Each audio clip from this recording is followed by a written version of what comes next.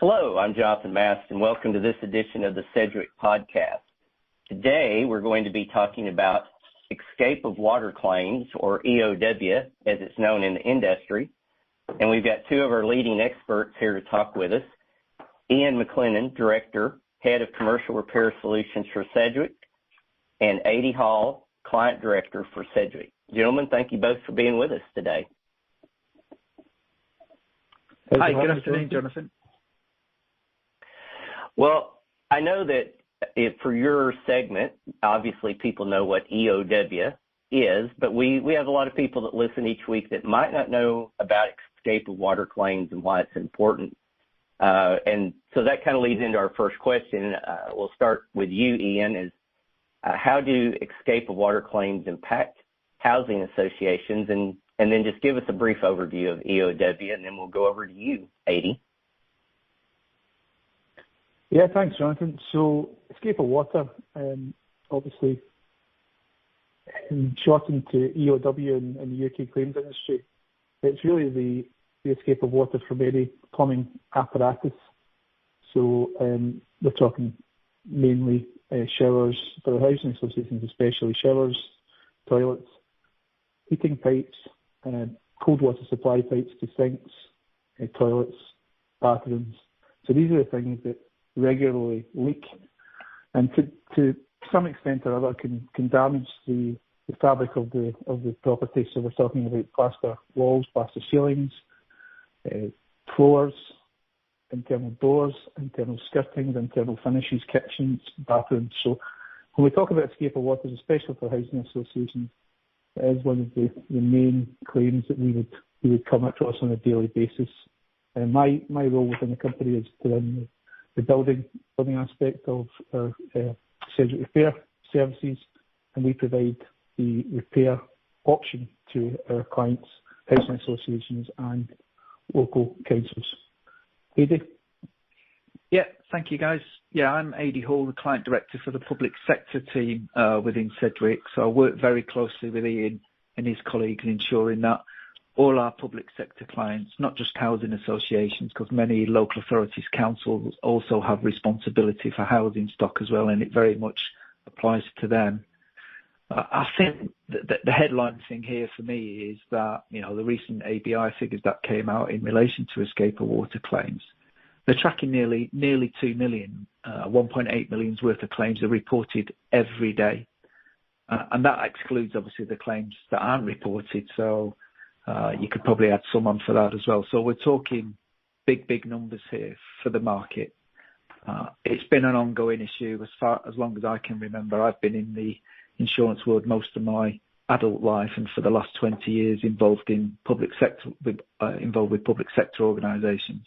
And there's no doubt about it, escape of water claims is one of the major perils that sits on their claims experience, alongside fire and floods, but they tend to be bigger events that don't happen as often, but certainly in escape of EOW claims, escape of water claims.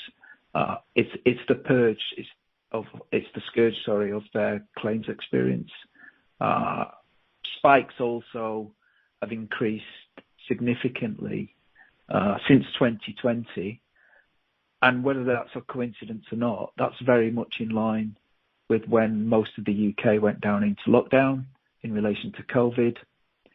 So one of the thoughts is there was probably more people, or there definitely was more people at home, and they were either noticing these small leaks that hadn't been monitored before, they didn't even know they were there, and some of them, bless them, were even trying to look at their own DIY, trying to fix it themselves, and unfortunately the D in DIY became destroy it yourself instead of do it yourself. So that led to many more claims, accidental damage claims as well. So Ian mentioned earlier about the apparatus that are included for burst pipe claims, escape of water claims, which could be, anything basically that links to water.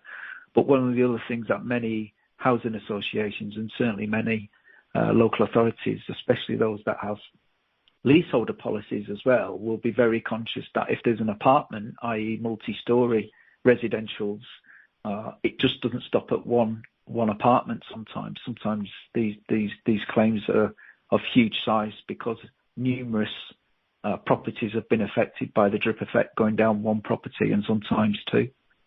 So it's a big issue.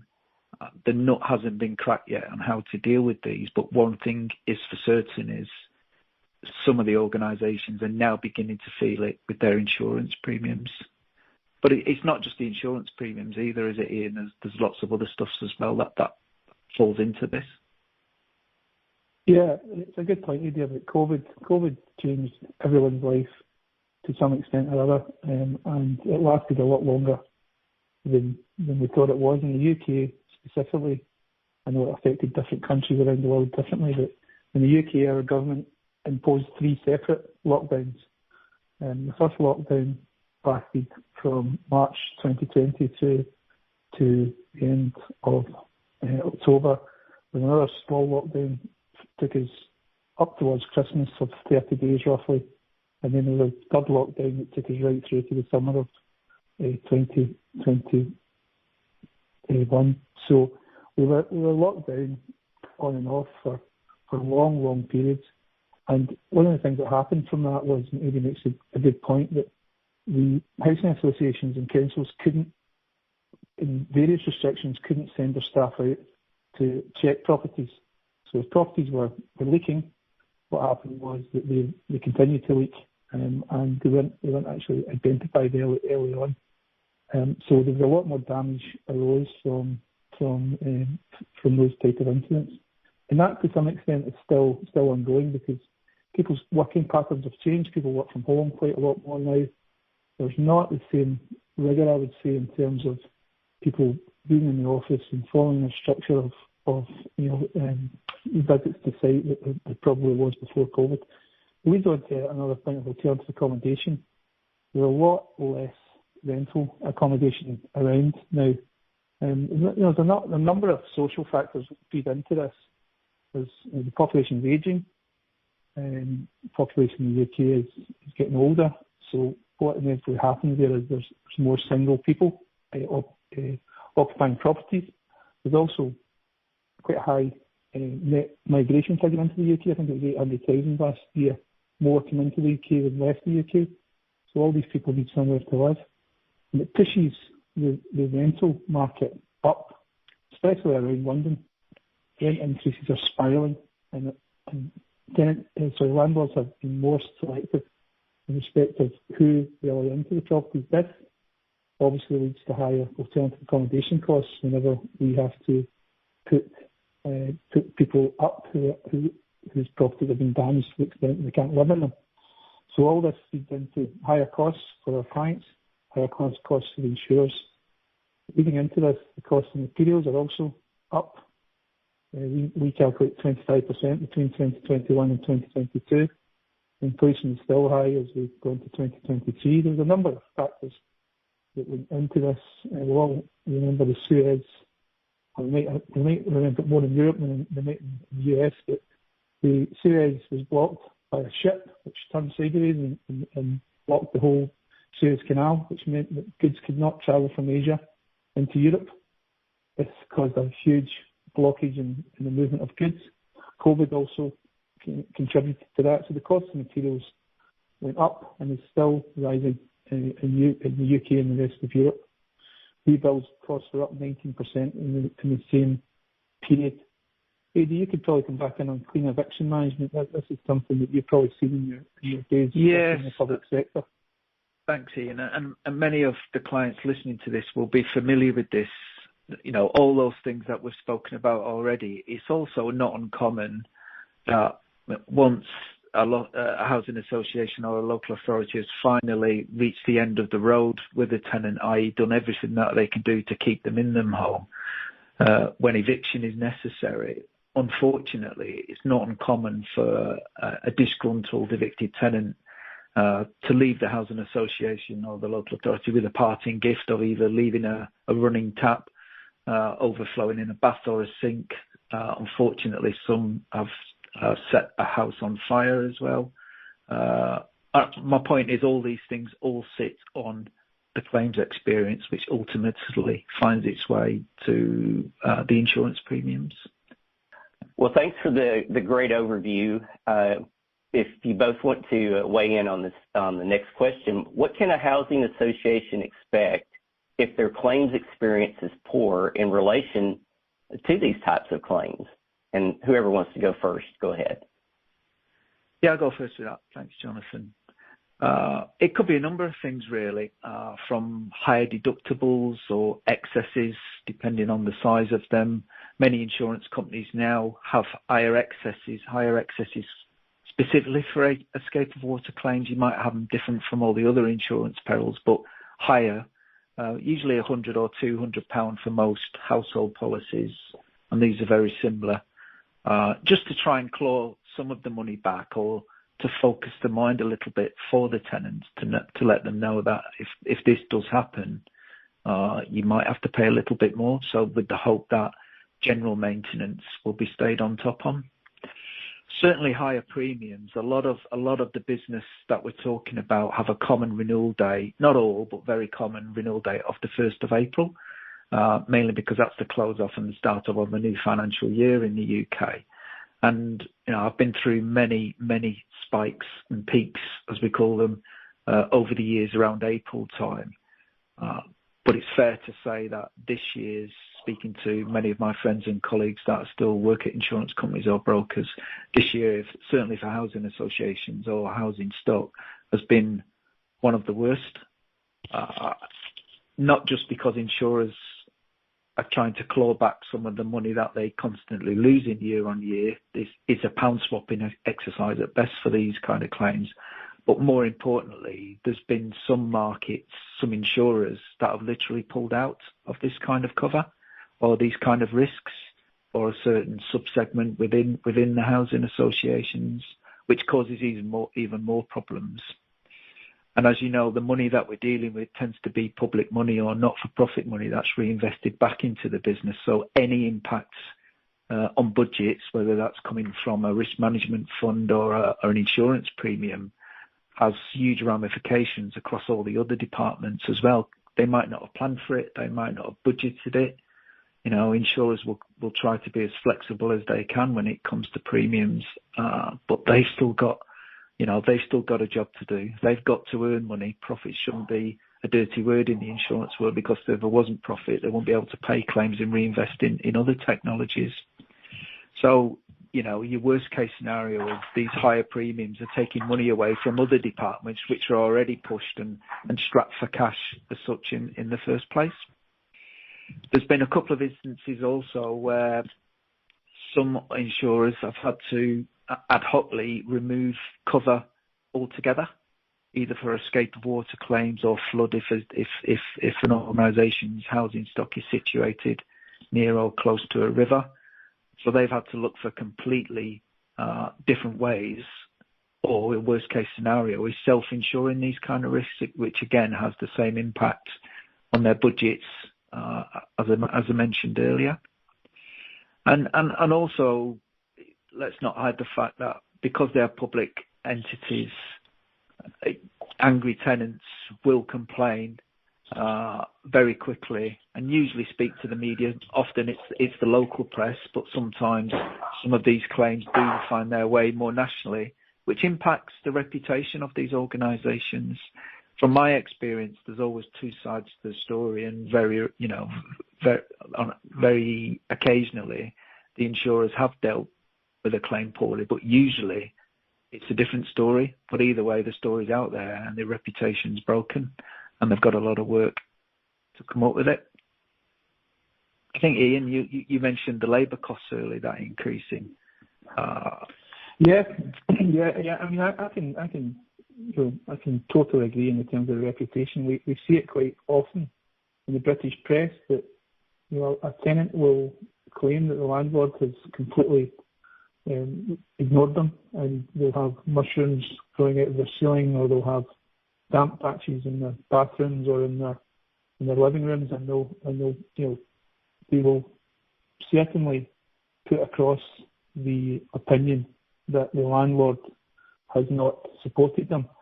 We often see the other side of this, in that, and there's many different reasons for it, and it's not a question of blame here, but it's a question of fairness.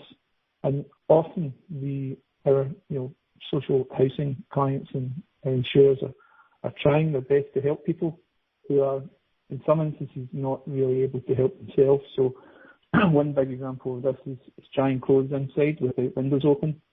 It causes condensation, causes mould, it causes damage to the buildings. Our clients and housing associations in general cannot stop people drying their clothes inside. They just can't.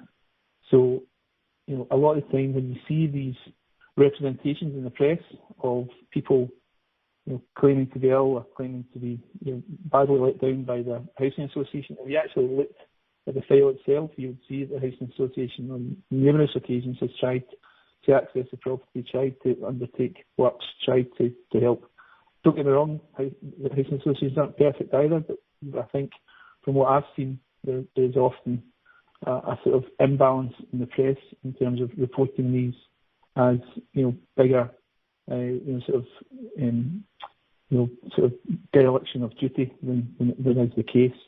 And that leads on to the point, the next point that I wanted to talk about, which was disrepair claims. Disrepair claims is a UK legislation that is meant, again, in all the best ways to protect tenants from rogue landlords who don't undertake repairs to properties in a timely fashion. So not only does it enforce a legal obligation on the landlord to undertake the repair, it also provides damages to the tenant. So these are a punitive damage against the landlord, which is paid to the tenant directly. So it could be 7,500, could be 10,000, could be £15,000, depending on the severity of the damage. And what this leads to is, we'll probably all see with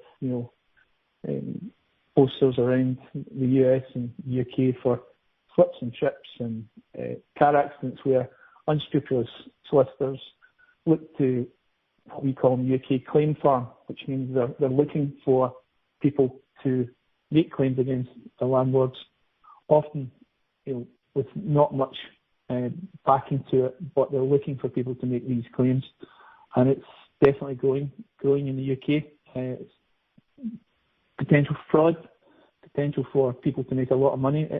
We actually had a very interesting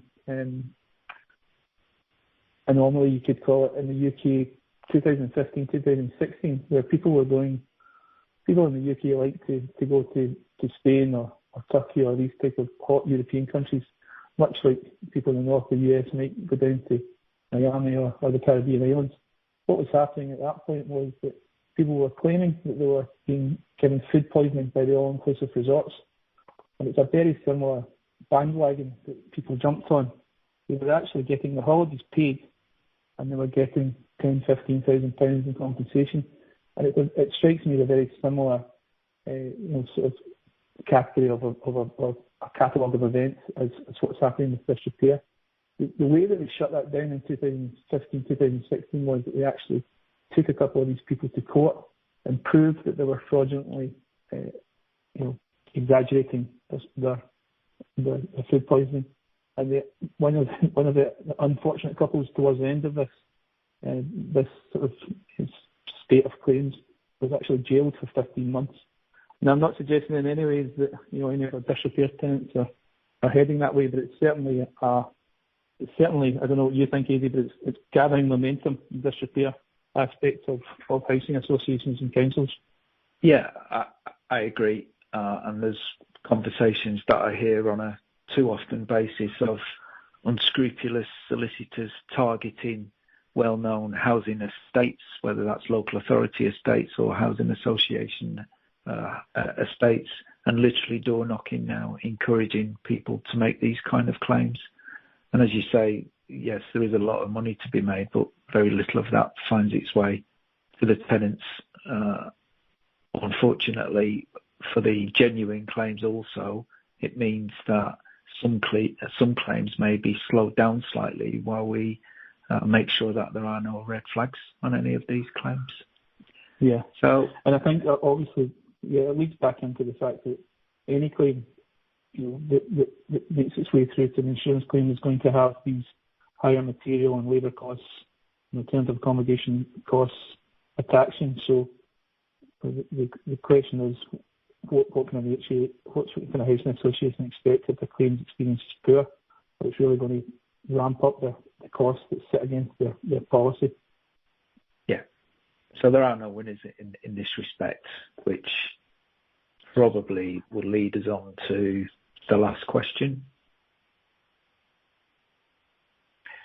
Yeah, great explanation there. And so I think that leads us to how can a housing association manager, start over.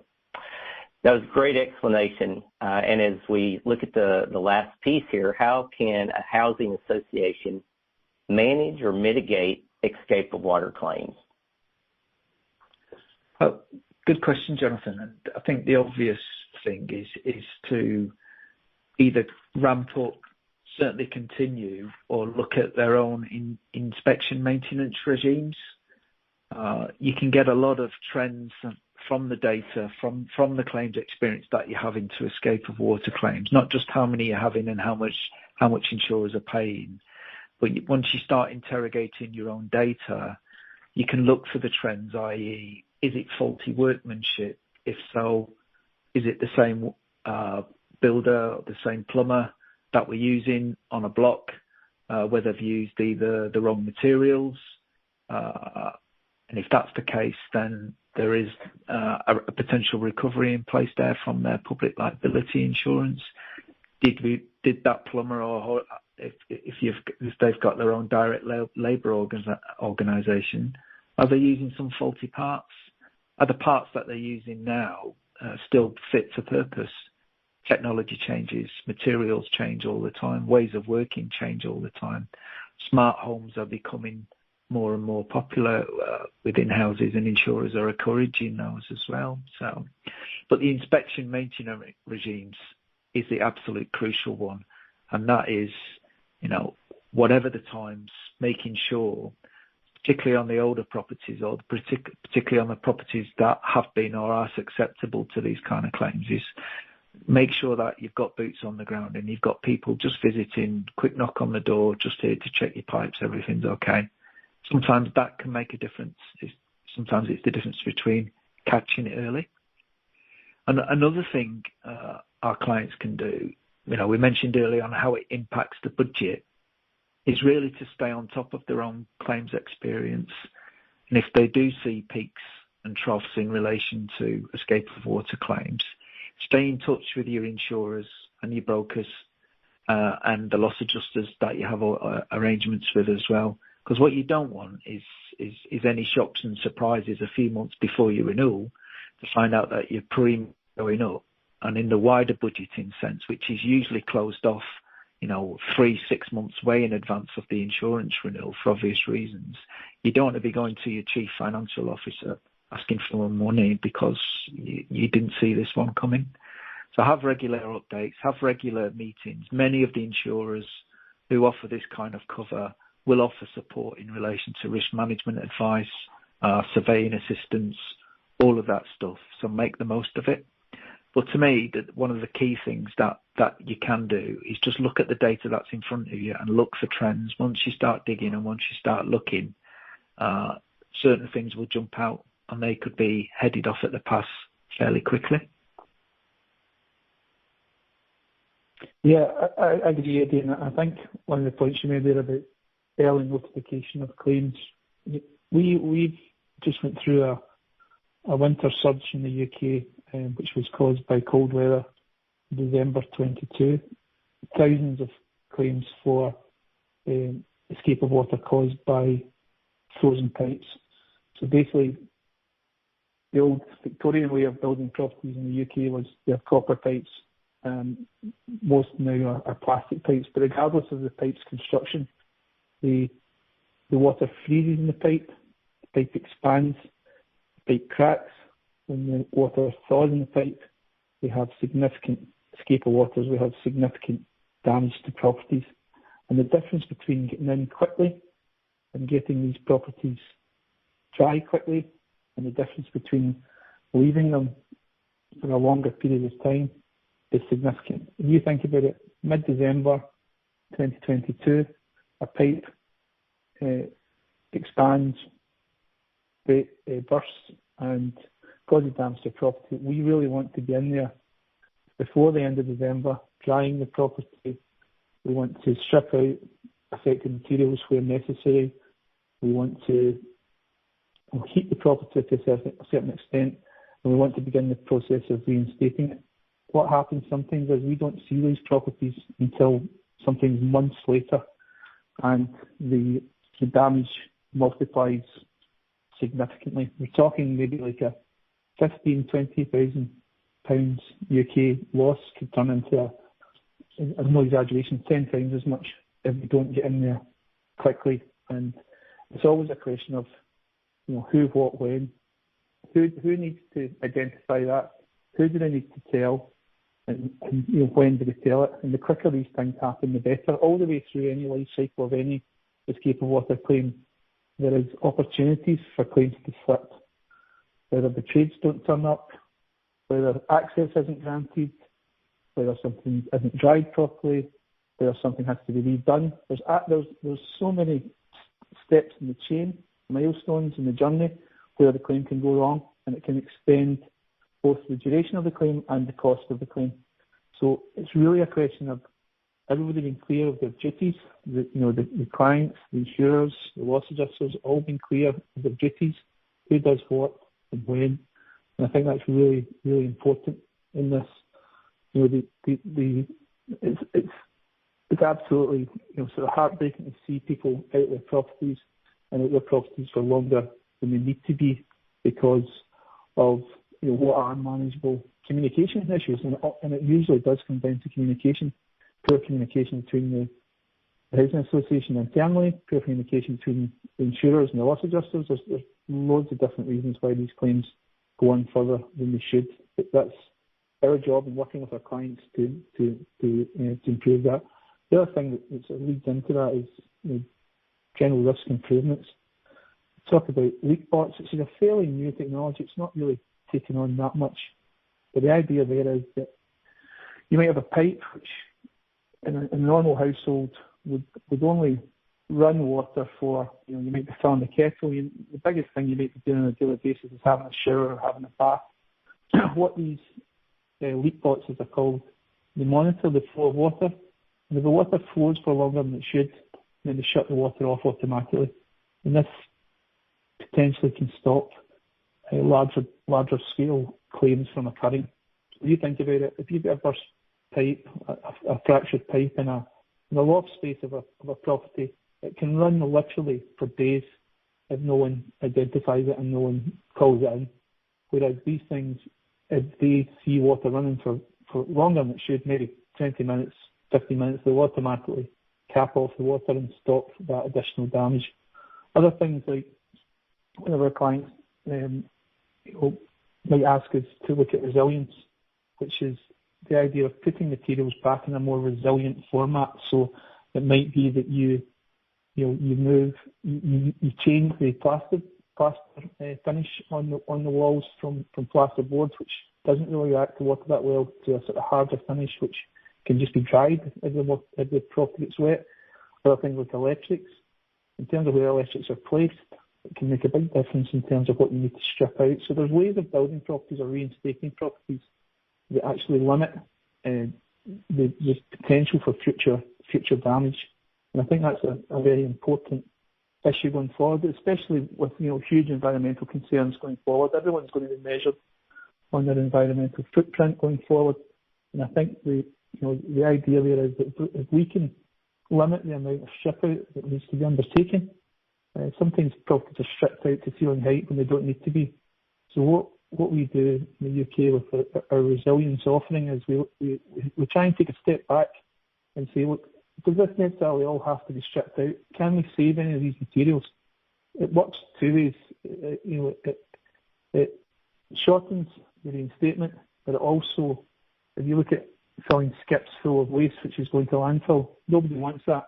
And if it can be avoided, then that's in everyone's interest.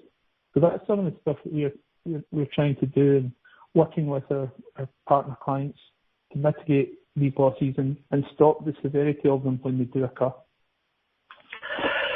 Well, I think before we go, you guys have both given lots of great information. There's lots to know, lots to follow up on.